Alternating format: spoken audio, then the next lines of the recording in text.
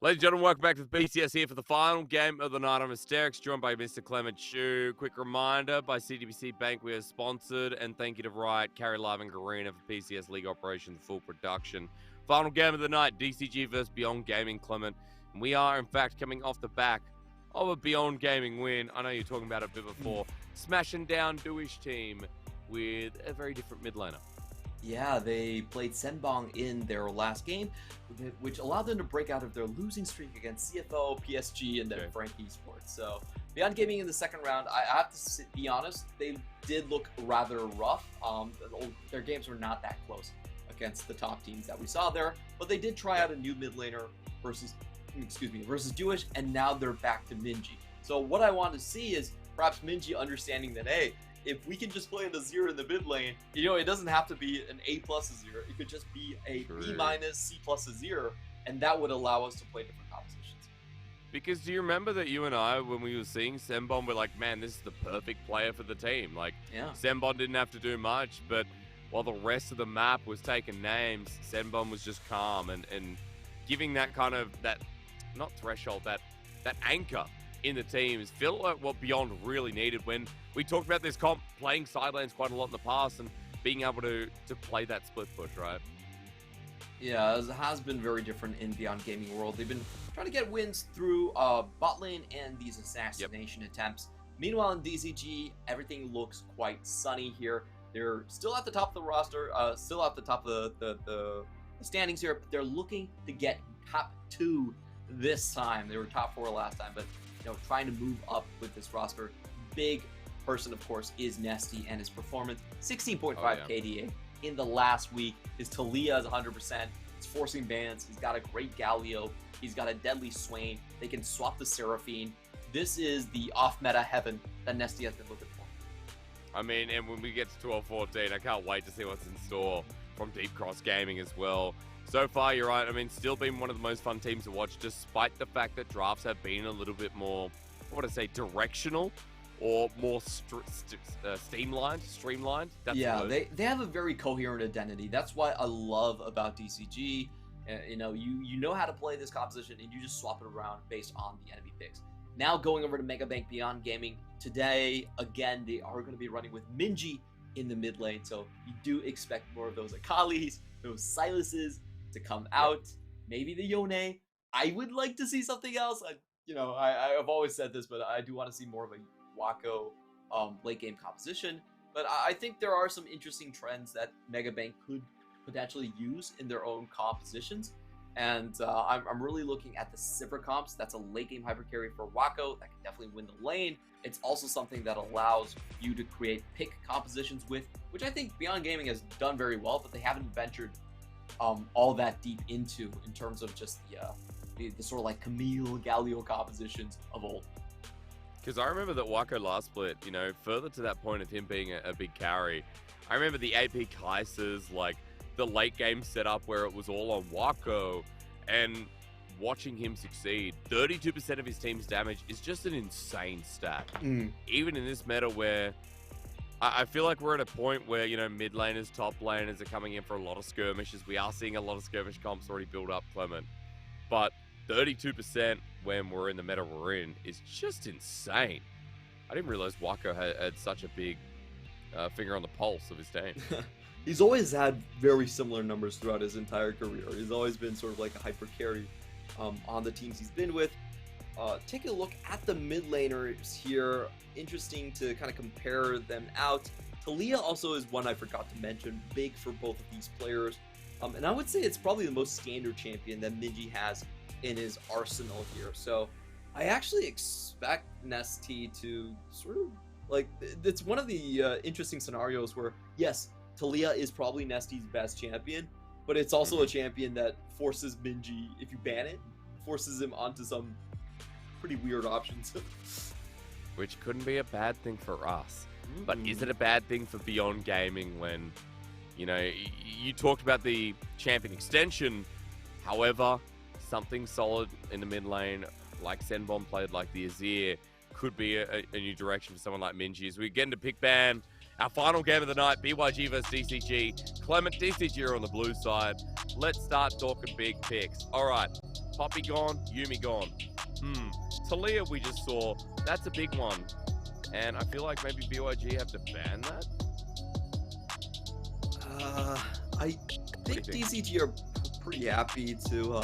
The problem here is, like, if you take out the Yumi, then that means DCG probably are happy to trade Zeri Sivir 1-1. I don't think DCG really care either way. If it was Yumi Sivir, I think they would blink. But if you take the Yumi out yourself, I feel like you have to take away. Oh no, they're actually going to leave the Talia wide open here. So a lot of different options in this one for sure. I know some teams have favored the Zeri over the Sivir. For me, I feel like the Sivir has a bit more direction in terms of the draft, and is a little bit more straightforward in execution. While DCG, they do like their Zeri, and it typically does come down to more of a sort of like kiting competition. As we talked about, look what it gives away though. The Talia looked at for both these mid laners, if it was a series, would go on to talk about how this Talia pick would mean a lot. But BYG are going to get it here in this BO1, and yep, you already said it before. Sivir, that is the next obvious option. I truly wonder though if Wako would go for something like the Aphelios instead, because we have seen some teams disregard it completely. I almost feel like it's too difficult to ignore in the first 3 picks. I definitely expect Sivir to come through later on. You know, Wako could technically play stuff like the Senna and just play more of a topside focus comp with the Talia, but that's not really their style. I feel like Beyond Gaming, because their early game solo lanes aren't that strong, they're very reliant on the bot lane to get a solid win, and that's why I see it has to be, you know, I think the AD carries have to come out on the 3rd pick. It's either Sivir, or they could go a little bit further into the Aphelios, but I'm definitely leaning towards the Huntress. Yeah, you're right on that, Mark. Like, it's still just so good as we get Trundle. All right, Hana on the Trundle. Wukong was stolen away. Remember that it's Husha. And Husha has just been loving this Wukong pick. 7 games played now. For DCG, Hana is someone who has picked up Trundle a couple times before too. Clement, support here. What do you think? Renata? Renata's open. Renata plus, yeah, I don't think it's that high priority into Zeri. So they're looking at a composition that is, I think it's almost kind of a kitey in a sense, that they have a lot of speed obstacles that they can set up in front of the Zeri. It's definitely going to be a bot lane focused comp just by the looks of it. And I'd expect DCG to be actually pretty happy with running just kind of a solo carry composition. I don't think they mind running it, just jamming a Sejuani down into this composition and say, you know, we're just going to hard force bot lane 24/7. I mean, I see Galio though, and as you said, you know, bot is going to be the first key. Nesty on something that moves, and the ability to match Minji. It's going to be a fun mid lane game. As we start looking at other solo laners now, Camille banned against Leaky, who has been on a tear. Remember that Leaky is someone who we've seen on things like Mordekaiser. He's picked up Gwen, GP there as well, Clement. There's a lot to ban away. There absolutely is here, and I feel like Gwen's probably the best ban that goes up against Leaky. He plays this quite often as well. For DCG, I actually feel like they're just going to hard force this Sejuani here. And for Beyond Gaming, there aren't a lot of good answers to that. I don't see Leaky as much of a Jax player. You haven't really seen that all that much from him, so I'm very curious on what he plays. The other big kind of counter to the Sejuani would likely be the Mordekaiser. Yeah. But I'm not sure that Leaky plays that either, so I don't think DCG are going to ban it. They're probably going to leave that one open for now. And what else is there to ban here? Interesting idea. They could ban a support, something pick-oriented. Oh, they actually banned Sejuani themselves, huh? Okay. Well, your theory is going to get tested out then, isn't it? As you said, we could just get the support and get the counter pick. Of course, Nyla is not open. So we get Nautilus, a bit more added engage into the Beyond Gaming draft. Now we're going to find out what DCG want to blind, because Na's not available. You talked about the Sedge, Camille, I think Gwen Gragas as well. here would be pretty good. Gragas? GP. GP. If we're focused on bot, I mean, we are all inning on bot a bit, Clement. Yeah, that's kind of true. I think GP gives them more outs, but it's a champion that I feel like gets run down quite easily as well. So yeah, a little bit higher risk, higher reward, in my opinion, for this one. But how do you round it out? We've already got a support. No, sorry, we don't. We watched Trundle support earlier on. I think they need a little bit more. Does it engage? Yeah, I feel like they need a little bit more. Actually, against the opponent composition, they probably don't need to engage because they're so short range and they run at you.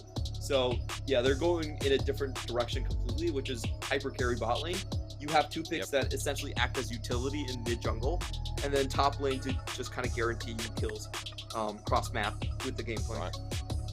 What does Lakai pick? Oh, Fiora. Whoa. Okay. Let's take the laning phase. BYG are going to try Lakai out on this, Clement. So, bottom lane for DCG. What do you think about side lane threat for BYG? BYG, of course, has plenty of side lane threat. It's a very strong matchup for the Fiora into gameplay. The barrels typically are very telegraphed, so you can always get your riposte in on time. And Gameplink has a hard time running away from Fiora. It doesn't have any of those gap closers to reposition into the wall. And, you know, there's nothing really to cleanse coming in from the Fiora either. So, very strong matchup. And this is a Likai we haven't seen for a while. You know, Likai has had a bit of difficulties just dominating lane. I like that Beyond Gaming are giving him a chance on this red side last night. Yeah, the Gnar, the Sedge, like the Gwen, you're right. It's been very passive, right? Bar one Camille game. So it feels like giving him a chance on this Fiora is a nice thing to see. But we're going to kind of work out if it's going to be useful, Clement, because on the other side, I just quickly want to come back to DCG. Our first place team at the moment. For Deep Cross Gaming, do you think it's a bit of an issue not having like a full-on engage? Or coming back to how this comp operates, do you feel like the Galio's just used as counterpunch on top of the Zeri? Is that what we're looking at here? I would say that this is more of a kite keep away composition. Like if the Sivir runs in, then she, you know, puts herself in a lot of danger with the barrel chains and just getting stuck on the pillar. So I feel like it's gonna be hard for Beyond Gaming to full on engage. They need to be very careful. If they walk too close to range, then Galio will decimate them with the AoE taunt, the cannon barrage coming down. It's really about how Beyond Gaming can find opportunities where they can catch people out in silence. I think this is what the comp is strongest at. You have Fiora pushing, and then you just have Minji show up in the side lane as well. You get an easy pick, rinse and repeat, or you just run everyone from mid, you shove in mid, and then you run towards the side lane to close off kills. I think that's the best way to pilot this. Speaking of running, Predator taken by Nesty as well. We know Nesty as a roaming mid laner, that ex-support player as well from all those days ago. Started Boots Clement. So get ready. Predator is going to come through early. And we've seen so many Galios worldwide that don't even wait for 6, that literally try and get shoved early on. And at level 3, just run down to one of the sides. The trend here is that they're also not bringing teleports anymore, just going straight for the ghost for even more move speed to run people down. But I'm a little bit curious where he's going to go in this situation because neither of his side lanes actually have proc control. So he can join skirmishes, but they will have to be skirmishes that Beyond Gaming themselves can retain. And there are also lanes that have a counter to Shield of Durand. Like, we have Spell Shield, we have Riposte as well, as a little engage there as Wako gets himself lethal tempo procs and actually just ricochets the hell out of Chris Carter and Woody. But yeah, Clement, my point is, it's going to be hard to gank lanes that just press note buttons towards your crowd control itself. Absolutely. So I feel like this is more skirmish oriented. What they're probably looking for is anchoring the Trundle. I think it's going to be more of a two-man game earlier on from DCG. They do have that just 1v1 power with the Trundle over the Wukong, and Nessie can follow up on that. So it's probably the idea for them. In the meantime, for Beyond Gaming, I also see this as a bit of a post-6 composition. I don't think any of the lanes have a ton of kill power. The bot lane is somewhere that maybe Husha can sneak a kill earlier on, but True. that's pretty much it. So I actually expect a bit of a slow start here. Well, it'll be one of our slowest games of today because I feel like we have had pretty quick games today, Clement. Like bloodthirsty, skirmish heavy. It's been nice because I always remember coming into PCS to cast and it was much slower than the LPL. It was, you know, paced out a little bit, and today has been quite the opposite. As you know, you said it would be slow, Clement, and you're actually right because Hana does not spot out Husha. Yeah, probably knows that he's around that corner, but you know, so far, I would say Beyond Gaming actually have a little bit of a lead, just getting to know where Hana is and heading towards the top lane here as well. Meanwhile, checking in into the top side, League doing a really good job controlling the wave. He is behind by a little bit in terms of the minions, but if you look at his jungle pathing, Funnel's going towards the bottom side. He's perfectly safe in this situation, and honestly, this isn't really a lane that you can win easily against the Fiora. So if he's just even, it's kind of okay. They're going to dive this, Clement. Ooh. You know it's coming. Ward placed down in the nick of time, though.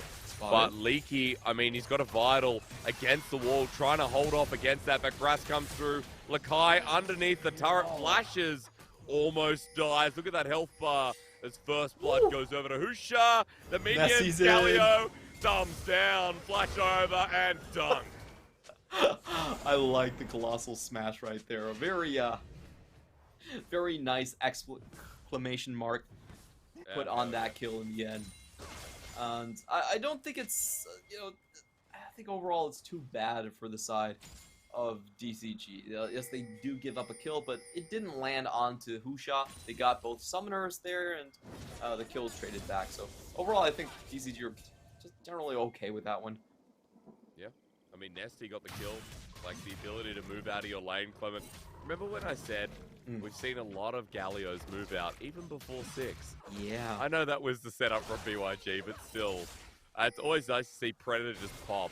And the first time it brings in a kill, and we've got Lucidity Boots now here for Nesty in the mid lane with a Sapphire Crystal as well. And he's almost level 6, so we are getting to that 6 point for both teams when we start looking at that Weaver's Wall and the Hero's Entrance. But for now, let's look at the bottom side. Husha coming in, good dredge line onto Woody, but unfortunately Husha's already committed to the ward. So they'll back away while, yeah, Clement, we are probably about half away from 6 getting hit. I do want to point out that Wako, somewhere along the line, actually lost his flash here. So, oh yeah, bot lane all in from DCG becomes a lot easier afterwards. They still need the jungle, I would say, to use the pillar and close off the kill, or else Wako probably has a very easy time at running away from this one. But without the flash, definitely going to be on the cards for DCG. I'm just watching for level 6. Leaky hits Cannon Barrage as well. Another global element we need to worry about. But I was looking at Lakai because Lakai shouldn't be too far himself. As Hana's coming up to the top side to help out for that potential all-in. Lakai's now hit level 6 as he's low, but you can tell he wants to take this. However, Hana is now spotted on a ward. So Lakai's just going to have to back off, especially with Husha in the top side. Trying to bait in this Trundle and waste his time. Yeah, you know, Lakai does get the CS lead, but so far Gameplank actually is going to be forcing the TP here. Coming out from Lakai, and we do get our sort of slow run into the mid game coming down here. I'm very curious on Clement. Huh? It's 2 kills. It's 2 kills already. It's slow. Oh, okay. Okay, it's not that slow. Yeah, there you go. You go on. I'm just wondering where Minji is going to find that first kill. I actually feel like both lanes are quite easy for him to execute on at this point. The problem is just that Galio is going to follow with the heroic entrance as well, so both of these champions are going to be moving at the same time, which does mean that the mid lane gank becomes that much more profitable, because you can easily turn a mid lane gank into a side lane gank right after. True. The ability to be so flexible and move around. Dragon live there, so we'll start talking about the objectives, who goes towards it first, because Husha and Minji have synced up. It's just around blue buff, but there's good vision control right now for BYG over that bottom side Dragon, while Herald is actually going to be syncing up as well. considering it's up in about 20 seconds. However, for DCG, their topside control has been pretty nice with control ward throughout the river and vision in front of the neutral. But for now, BYG, it looks like they are setting up, Clement. As you said, we're going to start moving with Minji threatening in fog of war. Yep, Beyond Gaming have the shove into the bot side. They're just going to transfer that into the Drake. And because Nesty just went back, doesn't have TP, it should be a free take here. Doesn't look like DCG are even going to try and contest that one. Things are going down from DCG up in the top side in the meanwhile. Probably thinking that that's going to be their trade-off, but as Husha and Minji walk on up, it looks like they got their eyes set on both of the time being as well. But you look at Woody, Clement. I mean, this Lulu, are you roaming? No. Okay, he's coming back far.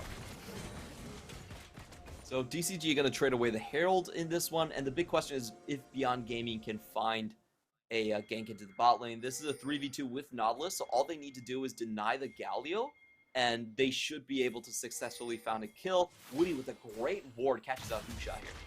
Yeah, now with the Weaver's Wall in as well. They don't really care though. Husha has himself the ulti, but as Minji comes in, Husha starts up the Krug camp, more focused on zoning rather than getting the kill.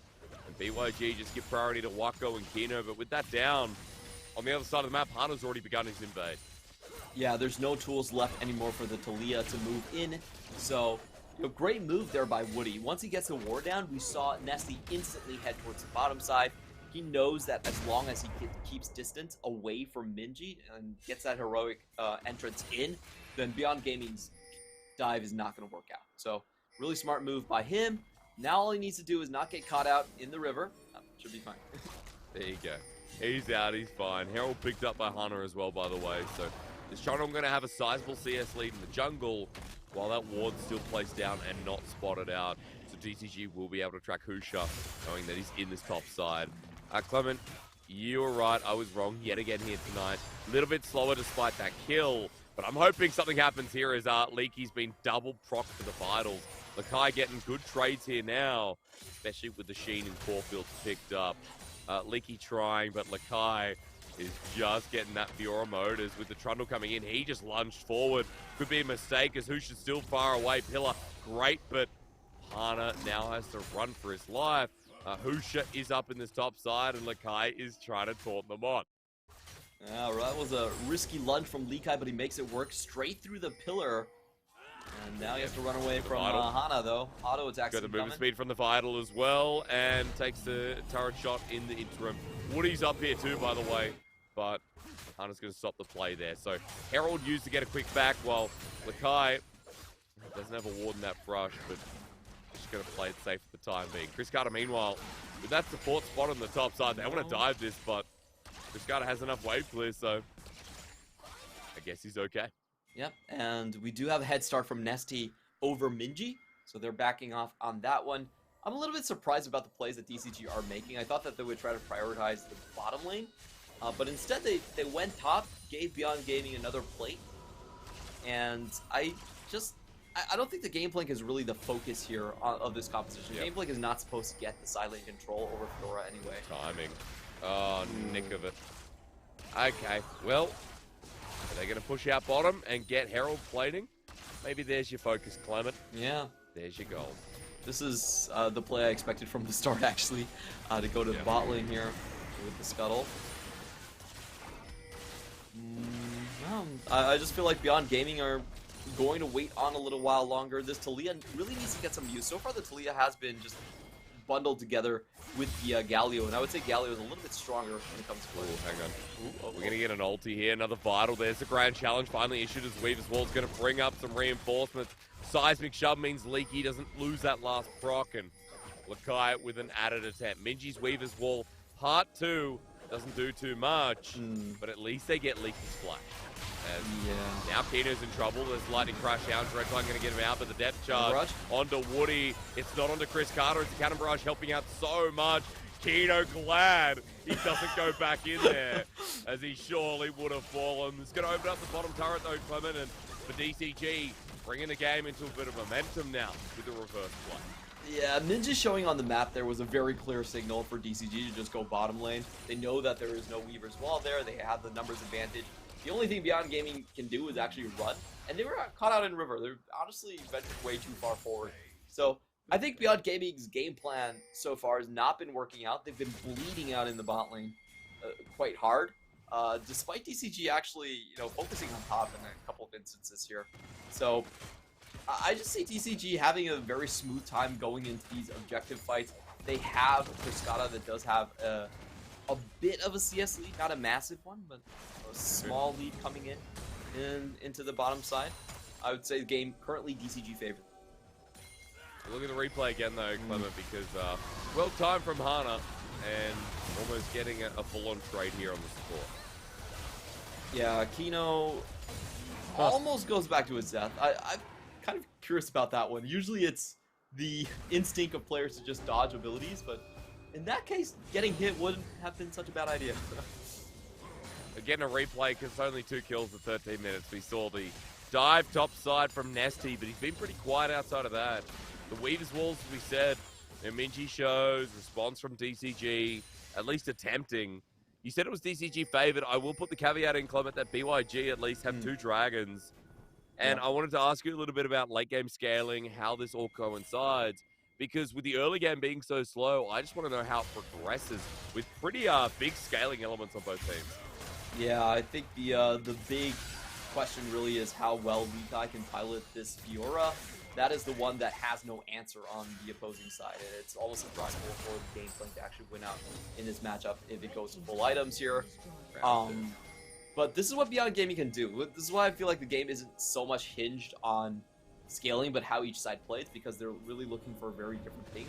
DCG have the better setup team fight. They have better choke control coming in with the barrels. They have the pillar to make these exits a lot harder to reach, and they also have Frescata, which outranges Sivir. So I feel like DCG do have the better objective setup fight, but Beyond Gaming have the better split push and the better side catch. That's what each side are going to be good at. And I think the game will revolve more and more around how well Lekai can split members from DCG. I mean, he's doing well in the lane, but still, Leaky's caught up quite a lot when... Remember, early part in, it was about 15 CS lead, but the pressure added in top side here from DCG has meant that Leaky's been able to catch up and even find himself a bit of a CS lead. His second Herald is going to be the fight over now. BYG bringing everyone up, but Clement, you said in a 5v5. For DCG, setting up around a team fight, looking pretty promising. Yeah, for Beyond Gaming to win, they really need that first kill and to wall. get Lekai out. But no one's hitting the Herald. No one's hitting the Herald. The eye's exposed for now. BYG move on in. Smite comes down and Husha gets it. That wall on the neutral might have just turned it as Nesty pops the ghost, but barrel chains out. Leaky doesn't get anything done as Lakai now moves in. Such a shove, absolutely fantastic. As Nesty runs on in, but he's got no support for now. Flashes out of the way. Justice punches in to a Cyclone. DCG have just been picked off as Minji runs first forward. Chris Carter with the Electro Sharders. If I can get my words out, I'd tell you that Beyond Gaming just outclassed DCG in that fight. Beautiful stuff coming right there.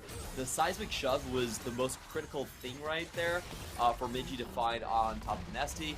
The way Nesty wanted to play that team fight was he wanted to kite for Gameblink and the Zeri, so he was just acting as a cog in front of his carries. Unfortunately, the seismic shove found him, took him way out of position, and that also meant the backline from DCG couldn't dish out the damage that they wanted to. The Grand Challenge went over, heal up all of the cloak. Watch that again. Great use of the Weaver's Wall from shot to just find that alone time with Shelly in Middle River. They get the spike down.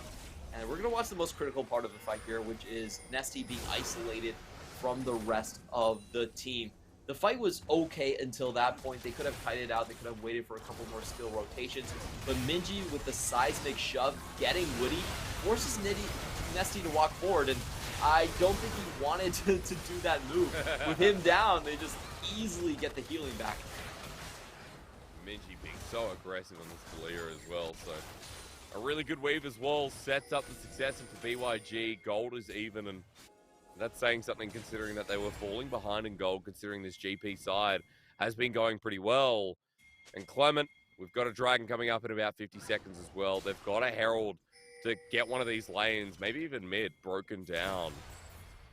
For BYG, of course, they've already broken down mid lane turret, so they're going to be looking for the outer down bot. Just a straight drop here. This is great lane allocation from Beyond Gaming. They have basically a free lane where Galio can never roam out of against the Fiora. Bot lane, they're already charging down with Shelly right here. Good find here by Leaky, but I don't think they're going to be able to prevent a second charge coming in. So, huge win by Beyond Gaming. Looking for the Weaver's Wall. At the very least, they're actually going to force them off. So, that Weaver's Wall again, Minji just using for the neutral objectives. That'll give them the gold surcharge, and Beyond Gaming now move to the Dragon here. But, Clement, there is no Weaver's Wall, which is worth mentioning for this fight. I don't really think they need it so far. Beyond Gaming definitely looking at the ramp control here. The key thing is, of course, Beyond Gaming just need to focus down one target. If they get one, that's good enough for the healing to kind of carry them through the rest, even against a Dragon. 2K, 1K, they're forced off, and Hana now just given the smite as Cannon Barrage just zoned them off. Kino taking a chunk of damage as he flashed depth charges here. Hana knocked into the walls. BYG trying to build that space again, but DCG walked in, took the Dragon, stopped the stacking, and for Beyond, they were unable to get a trade. As onto the blue buff. Minji sticking around. He's up against the wall. No one walking forward from DCG. Not confident enough, not knowing where the rest of the team are. And with this aggression, Clement, I mean, they're just moving to mid lane. Turret off the back of it. That was such beautiful use of zone control against Beyond Gaming. They drop the Cannon Barrage, force everyone back, and when the re-engage comes in, the pillar in the middle of that Cannon Barrage range, you force people to walk into barrels as well. That was really nicely done by DCG. You can tell Beyond Gaming didn't have a chance to close in on the Infernal, and they have to hand the third Drake over to DCG, breaking their own soul chain. All right.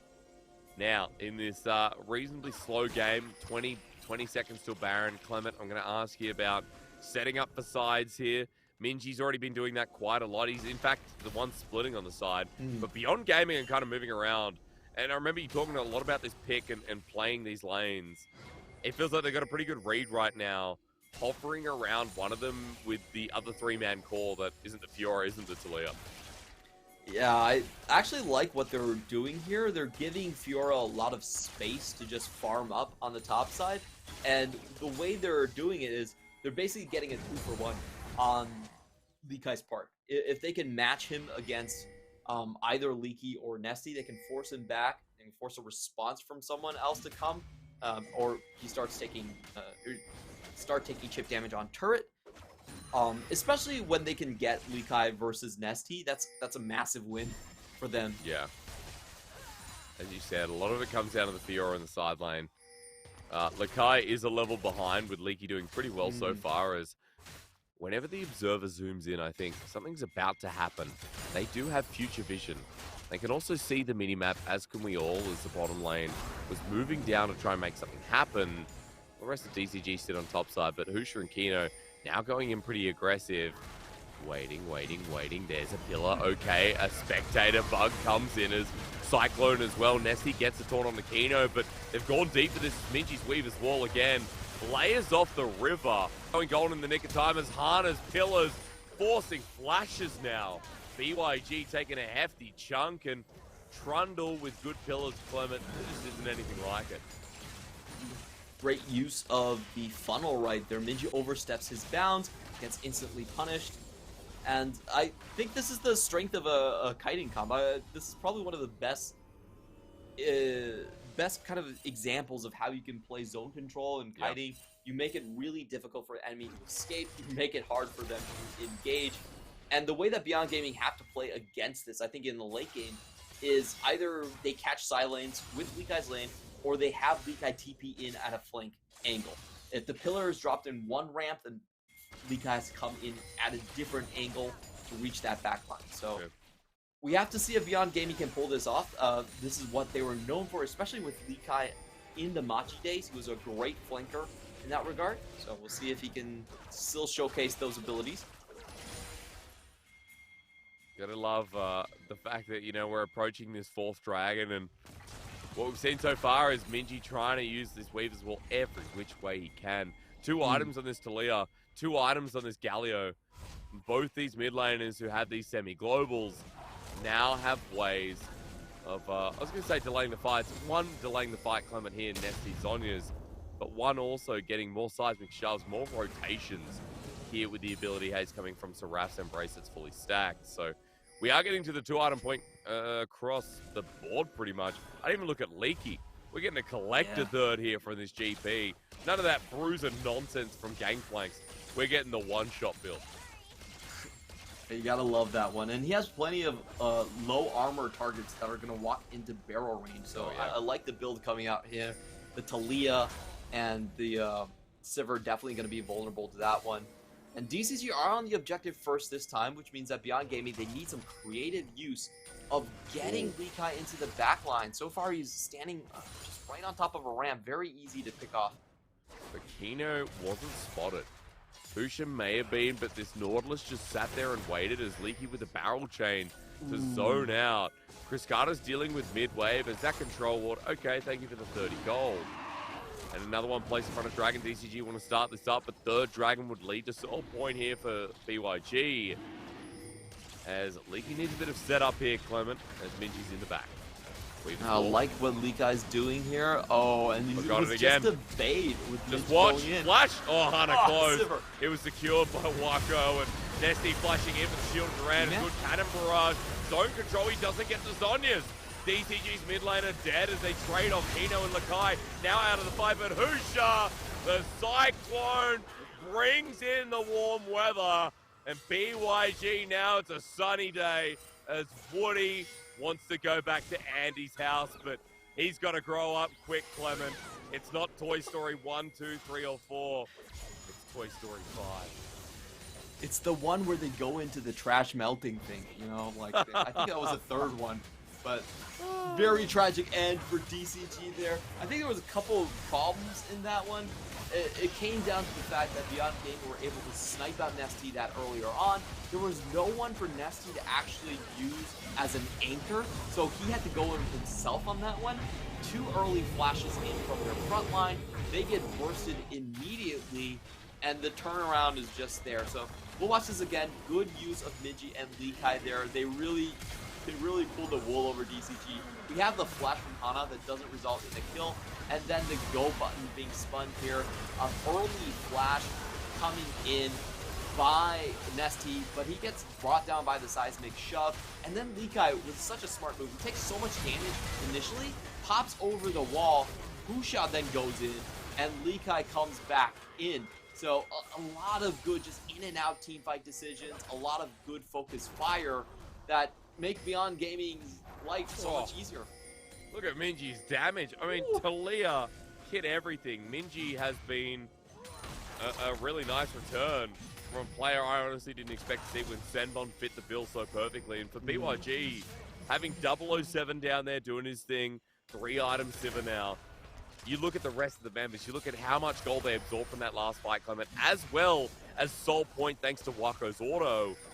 And BYG now in a very comfortable position in this game against our first place team that I honestly thought had an easier schedule to round out. I guess not when BYG shape up like this. Minji, again, great war. Yep, just easy pick off again and again. And I feel like the problem here is DCG, they don't have any scenarios where they can force team fights where Beyond Gaming have to run into them. What we've seen is that Minji has been able to preemptively wall off sections of the river, get Beyond Gaming into position, and DCG, they're not an engage comp. They're a composition that relies on kiting, that forces the enemy to engage with them, but right now, you don't have that damage from Kriskata to really make Beyond Gaming have to run into them, and they also don't have the engage to keep them there. BYG looking for a pick off the wing though, as Lakai is still the target. Leaky and Hana grouping up as Seismic Shove doesn't connect, but he almost dies. Leaky lucky to be alive here as Lakai tries to get priority over the wave, but it's cleared out. Baron buff has got 45 seconds, Clement, and even though minions are channeling through the mid wave, sides right now is where they're going to pick their battle as all 4 members sit top while Lakai just picks another lane. And this forces DCG, if they want to play it, they have to engage. And here we go, the shot comes down. Chris Carter's going to start poking them down. Depth charge slows him on the hunt, going to give them the movement speed to get out as well. So Chris Carter might have his own ulti, but Wako shares his with friends. This is so hard to find an engage here. Even the pillar actually gives allows the passive here over Talia. So I'm just trying to think of how DCG actually want to hold on to these towers. It doesn't seem like they can punish the 4-1 from Beyond Gaming. It almost requires like a wild growth flash or something to keep people down. It's so hard to execute for DCG. I would like to see this fight in 50 seconds with good setup for DCG, Yeah. Clement. They need to get Nesty's there ultimate. How many times have you seen Nesty ulti this game? None? I don't think I've Correct. seen one. Neither have I. It's because we haven't seen one. We've seen Nesty force his flash, or Ghost, or Predator, or all three at once, and get a shielded Duran. That's been the focus. While the rest of DCG try to follow up, but here we go again. Husha setting up over the wall. Hunter with a pillar to catch him on the way out, but as they poke down the members of DCG, this Dragon is spawning in 15 seconds, and it's an Infernal for a Talia. You cannot give that away. Absolutely not. DCG have to force their way in. I'm looking at flashes for potential anchor points here. Hana still has his subjugate. Nesty rushing in first. Okay, well, Nesty first as he goes golden. He's in the middle of everything. Flashes away, but he's ticking down. He's dead. Nesty having an unusually bad game. The DCG are now down a member. They're on this neutral, but the Weaver's Wall zones off, so Hana is by himself, leaking with a cannon barrage, but Beyond Gaming are on this, and they've got a Sivir in the middle. Wako is ricocheting like there's no tomorrow. He's bending it like Beckham, while Beyond pull out the Infernal Dragon. This is their game now, and DCG are just living in their world. Absolutely, at no time should Nesby be trying to engage like that. I feel like they needed to coordinate with Hana. It had to be Hana flash into heroic entrance. I think any other way would have been far too risky. Nesty, even with the Zanyas, just dies instantly, doesn't get the peel for his team, doesn't get to do much of anything before falling down, and Beyond Gaming, they're just punishing DCG's lack of engage potential to the full extent here. We're going to watch this fight again. Nesty runs in, gets tagged by Kino, and just look at this. He doesn't get Winds of Wards down, has to run away instantly and dies by the ricochet. Like, what actually did Nesty do in that team fight? I don't think he did anything. Like, they need to have smarter. I mean, Clement, there's been a real mid-diff this game. So easy to say. Minji's first couple of walls were invasive, but not, you know, as reputable. And then, nice engage by Kino.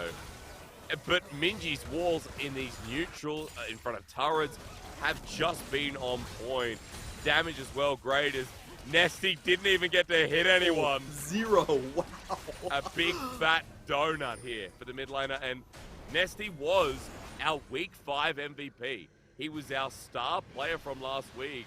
This is a very different game, a very different feeling from that Week 5 MVP. Yeah, I'm not sure about a pure kite comp Galio. That one seems to be a bit of a red flag to me. Usually you can run this comp if you have something like a Cosma that guarantees you range advantage, but Cascada doesn't really fill that role just yet. Sure, it's 850 range on the burst fire, but it's a skill shot. It's not all that guaranteed. You do need to walk up a little bit closer to find those shots, and I feel like what they need to do is actually just use Hana as an anchor point. Have Hana flash forward, let him be. Weaver's Wall's coming in from the back. Look, it's zoned off again. Minji, absolute MVP performances. Leaky's damage over the wall is huge. Nesty wants to go in, but there's so many summons from the last fight. They're burnt down with the burst, and now that they're forced away, Beyond Gaming with the health bars, it's DCG threatening the Baron here for a potential comeback play. And that's the difference when Beyond Gaming have to run into DCG. They can set up so much more. The barrels, the taunt shields here. Wako, all that spell shield. Great timing here. Look at the flank. Minji caught out, dead. Nesty jumps on him as now finally it's coming together. Beyond Gaming have to burn their flash in the top lane as Nesty with the just punch shielded around Lakai. Surviving him! Husha! The massive turnaround! And Wako, you called him Mr. Clement Chu. He's the father of the fight. Ricochet in a choke.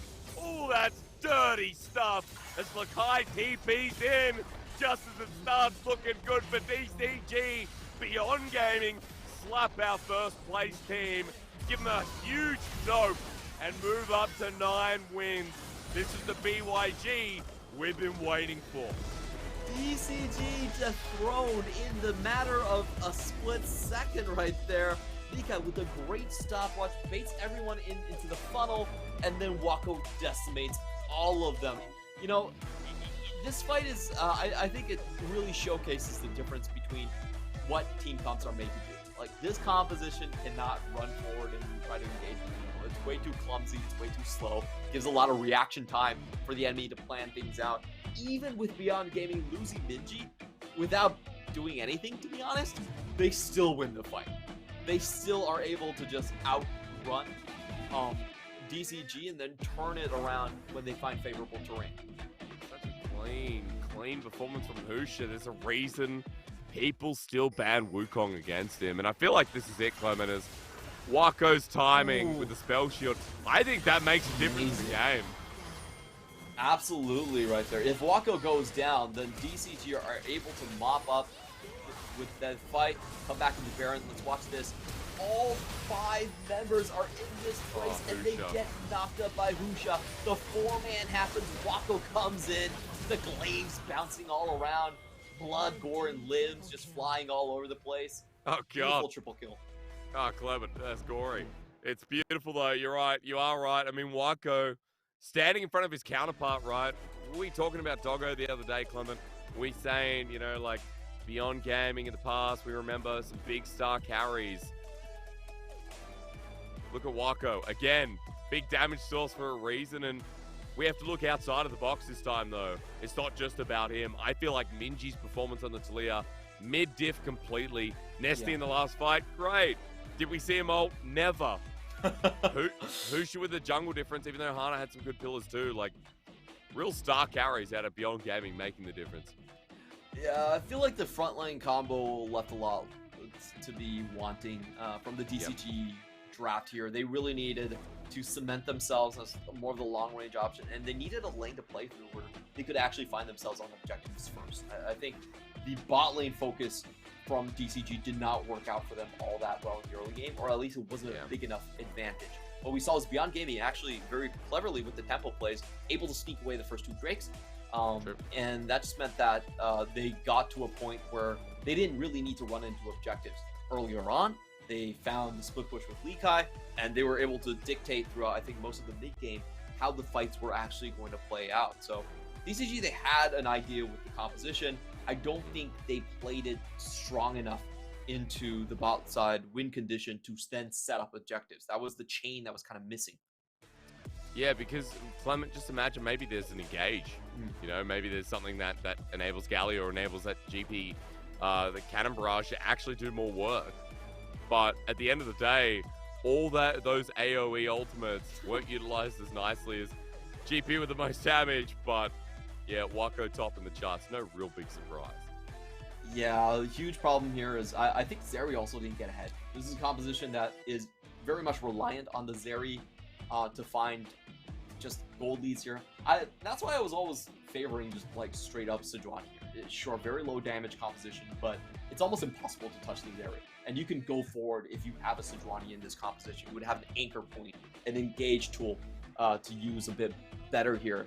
So I feel like DCG, they drafted themselves a composition that was honestly quite narrow, had a specific win condition and a specific chain of events they needed to set up.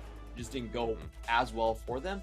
And on the other side, for Beyond Gaming, they had far superior team fights, beautiful multi-angle engages here, a lot of fun stuff from Minji around the objective, denying the smites, forcing a clumsy team like DCG to engage. Well, they look so clumsy in the face of Husha. Jungle difference here as well. On Wukong, yeah, pretty big, right? We don't care about damage for gold. We care about the kill participation and those ultis, especially towards the end. Beautiful stuff. Got the 4-man into the blender from Sivir. So this is why I feel like a couple of our PCS junglers still have Wukong on such a high priority. I think for most of the players, Wukong, because of the existence of Poppy, has just dropped off. It doesn't duel well against Trundle. The farm speed is actually a bit late. So you are paying a lot for just getting those double Cyclones in team fights, but some people are still able to make it work. I feel like, it's always going to be one of those picks, especially with how it got balanced out, that, is a good kind of response. As we look at what happened in today, Clement, that changed a lot. That last game actually changed a lot because DCG now, with 4 losses, are tied up with CDBC Flying Oyster. PSG Talon are now first. Yep. Do have less losses. And I was saying Deep Cross Gaming have an easier schedule. They do, but that loss may have cost them with PSG Talon having the chance to beat J-Team Impunity and CFO. Like, I don't know.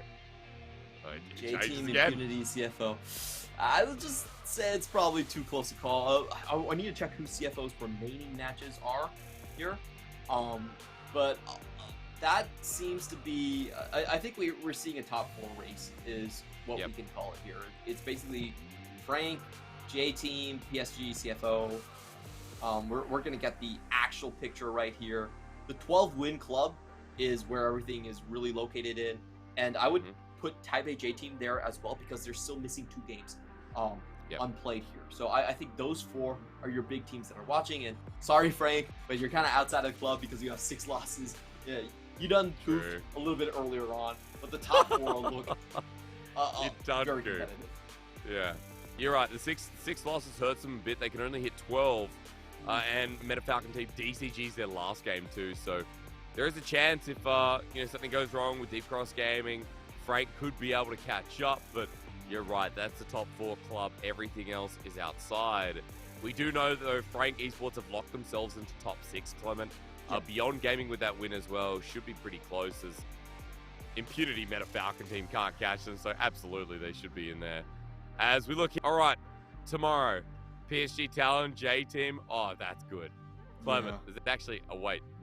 There's 2 good J-Team games tomorrow. Oh, J-Team has such a hard schedule here.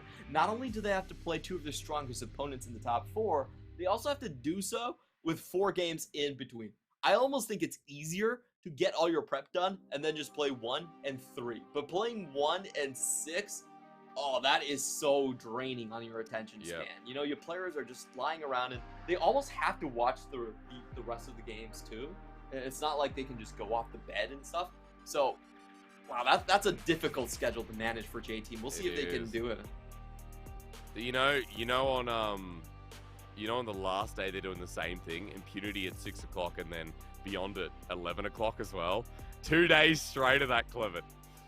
They can probably just prep for the Beyond game though, so it makes it screw Impunity, who cares? Who cares about Impunity? Alright, Clement, true. Okay, well, bring it out your true colours.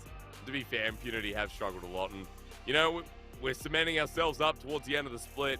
2 days left remaining as well. Do you still think PSG are going to be first? I thought Deep Cross Gaming were going to finish first, but I'm not sure anymore. It's difficult to see because I feel like we're seeing PSG. They still have a very strong plan A. They don't have a plan B. And then DCG are like kind of similar. They have a great plan A, and if you force them to move off of that plan, then it looks kind of iffy. So from what I've seen, when DCG have engaged from Leaky and when they don't have engaged from Leaky, they look like 2 completely different teams. They almost don't look like in the same league whatsoever. So if you have Mordekaiser that can engage, you have Sejuani that can engage, they look so strong. They can run at you. They know how to layer their CC. If Leaky can't start their fights, which is a really weird position to start fights these days, I think they're worse than this. I mean, I just think for Deep Cross Gaming, it was a disappointing game today when this was looking like our best team. Their win streak cut into 0, and CDBC Flying Oyster will be happy about it. PSG Talon will be happy about it, and of course, Beyond Gaming with the win. Thank you very much, Mr. Clement, for joining me here on the start of our last week of the PCS Summer Split. We've got all 8 playoff teams locked on in now. It's only the mystery of who finishes in our top 2. Thank you to our English production. As always, it is bye for now, but not forever. We'll see you tomorrow for more PCS 6 game days.